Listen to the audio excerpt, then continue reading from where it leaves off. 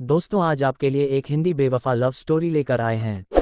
वक्त सबका बदलता है, हमें किसी की हालत देखकर उससे प्यार नहीं करना चाहिए। दोस्तों हिंदी बेवफा लव स्टोरी बदलते वक्त की कहानी है। आपको हमारी यह कहानी कैसी लगी हमें कमेंट करके ज़रूर बताएं। धन्यवाद। अपने प्रमोशन की खुशी में आज राहुल अपनी पत्नी को शहर के सबसे महंगे रेस्टोरेंट में डिनर के लिए ले जाता है। दोनों आज बहुत खुश है क्योंकि राहुल की आज पगार 1 लाख रुपए महीना हो गई है, पहले जो 80,000 रुपये महीना थी। आज राहुल की पत्नी स्वाति की खुशी का कोई ठिकाना नहीं है, आखिर उसको खर्च करने के लिए अब और पैसे मिलेंगे। आज वह कुछ ज़्यादा ही सज संवर कर देने के लिए आई है। आज उसको ऐसे लग रहा है जैसे उसका कोई पुराना सपना पूरा हो गया। आखिर उसके पति की पगार अगर बढ़ी और उसका अवधा भी, यही तो उसको चाहिए था। आखिर हमेशा से उसने पैसे को ही तो महत्व दिया है। उसको गरीब लोग कभी पसंद ही कहाँ आते हैं, उसको तो महंगी चीज़ें, महंगे रेस्टोरेंट और महंगे गिफ्ट ही पसंद आते हैं। शहर के इस रेस्टोरेंट में सभी लोग महंगे महंगे कपड़े, सूट बूट और महिलाएं महंगी महंगी साड़ी और वेस्टर्न कपड़े पहनकर आई थी। ऐसा लग रहा था इस रेस्टोरेंट में गरीबों के लिए कोई जगह नहीं है। इतने में राहुल पूछता है, कौन है ये? तुम जानती हो क्या इसको? स्वाति कहती है, नहीं, मेरे घर के पास रहता था, बहुत गरीब है इसलिए मैंने पूछा यहाँ कैसे आने मिल गया। वह लड़का वहाँ से जाने लगता है। इतने में स्वाति उससे जोर से बोलती है, अरे कम से कम बताते तो जाओ, यहाँ करते क्या हो? हम कल फिर आएंगे। फिर तो नहीं, यहीं दिख जाएगा। लड़का मुस्कुराता है और कहता है, तुम आज भी नहीं बदली, पहले भी पैसों पर मरती थी, आज भी पैसों पर मरती हो। अच्छा हुआ जो तुम मेरी जिंदगी में नहीं हो। ये लड़का स्वाति का पहला प्रेमी था, सौरभ, जो उससे बहुत प्यार करता था।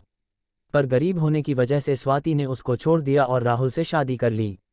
स्वाति को ये बात चुभ जाती है और वह चिल्लाकर सौरभ से कहती है, तुम क्या जानो पैसे की कीमत? तुमने तो कभी देखे ही नहीं, तुम तो हमेशा गरीबी में रहे हो और हमेशा गरीबी में रहोगे। जिसके पास पैसा नहीं होता है उसके पास कुछ नहीं रहता। खैर छोड़ो, मैं तुम जैसे भिखारी से पैसों की बात क्यों करूं?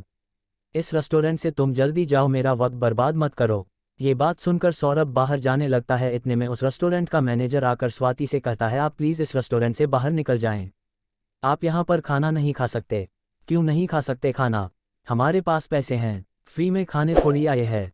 तुम्हारी हिम्मत कैसे हुई यह कहने की? ओ कौन तुम? स्वाति चिल्ला के मैनेजर से बोलती है। होटल मैनेजर स्वाति से बोलता है, प्लीज़ हम आपसे रिक्वेस्ट कर रहे, आप यहाँ से चले जाएंगे, अब आप यहाँ खाना नहीं खा सकते। देखते ही देखते कुछ बाउंसर उस टेबल के पास आ जाते हैं। ऐसा लग रहा था अगर अब स्वाति फिर चिल्लाती है तो दोनों को यह बाउंसर बाहर फेंक देंगे। इतने में सौरभ मैनेजर से कहता है, अरे इस सब की कोई ज़रूरत नहीं है, इनको शांति से खाना खाने दो और उसके बाद इन दोनों से बिल मत लेना, और हाँ ये ध्यान रहे अगली बार ये दोनों यहाँ ना आने पाए। स्वाति ये देखकर चौंक जाती है। वह मैनेजर सौरभ की बात इतनी आसानी से कैसे मान लेता है? वह आश्चर्यचकित होकर मैनेजर से कहती है, कौन है यह आदमी जिसकी बात तुमने इतनी आसानी से मान ली? मैम आपको नहीं पता ये कौन है? आप जहाँ खाना खा रही हैं उस होटल के मालिक को नहीं जानती हैं? वह तो शुक्र है कि सर बहुत कम गुस्से वाले हैं, नहीं तो आज आप दोनों को बाहर करवा दिया होता। क्या सौरभ होटल का मालिक? हाँ इस होटल का मालिक। पर कैसे? ये तो बहुत गरीब था। सुना तो मैंने भी है कि सर पहले बहुत गरीब थे, पर उन्होंने अपनी मेहनत और लगन से 4 साल में 300 करोड़ की कंपनी खड़ी की है। उनका यह अकेला होटल नहीं है, उनके 10 होटल और इस शहर में है। पर सर है बहुत ही सिंपल, ना किसी बात की अकड़, ना किसी बात का घमंड। सुना है सर को किसी लड़की से बेइंतहा प्यार हुआ था और वह लड़की सर को सिर्फ इसलिए छोड़कर चली गई कि उनके पास पैसे नहीं थे। इसी वजह से दिन रात मेहनत करके सर ने ये कंपनी खड़ी की है। आज सर के पास सब कुछ है। ये बात सुनकर स्वाति मन ही मन सोचने लगी, जिस आदमी को मैंने पैसे के लिए छोड़ा आज वह आदमी किसी राजा से कम नहीं है। आज उसके पास सब कुछ है और मैं 1 लाख की पगार में खुशी मना रही हूँ। सौरभ आज करोड़ों कमा रहा है। अगर मैं सौरभ के पास वापस चली जाऊँ तो क्या गलत है? वह मुझसे प्यार तो करता ही है, मेरा तो हर सपना पूरा हो जाएगा। हीरे के गहने पहनूंगी और बड़ी बड़ी कारों में घूमेंगे। शाम के समय स्वाति बिना कुछ सोचे समझे सौरभ के पास जाती है और अपनी गलती की माफ़ी मांगते कहती है, मुझसे बहुत बड़ी गलती हो गई, मैंने तुम्हारे प्यार को नहीं समझा। आज मुझे एहसास हुआ है कि मैं तुमसे कितना प्यार करती हूँ और तुम्हारा प्यार कितना सच्चा है। सौरभ मैं अपने पति के साथ बिल्कुल खुश नहीं हूँ। अगर तुम मुझे अपना लोगे तो मैं आपसे अपने पति को तलाक दे दूंगी और तुम्हारी हो जाऊंगी, हमेशा हमेशा के लिए। सौरभ ये बात सुनकर स्वाति को जोर से खींचकर एक थप्पड़ मारता है और कहता है, अरे बेवफा, पैसे की भूखी औरत, कम से कम जिंदगी में किसी एक के साथ तो वफा कर। कल तूने मुझे पैसों के लिए छोड़ा था और सिर्फ आज पैसों के लिए तुझे मुझ में प्यार दिख रहा है। जब मैं सिंपल कपड़े पहने तेरे सामने आया तो तूने फिर मेरा मजाक उड़ाया। अगर तुझे मुझसे प्यार था तो पहले ही अच्छे से बात करती ना। मुझे तो वेटर समझकर गाली दी तूने।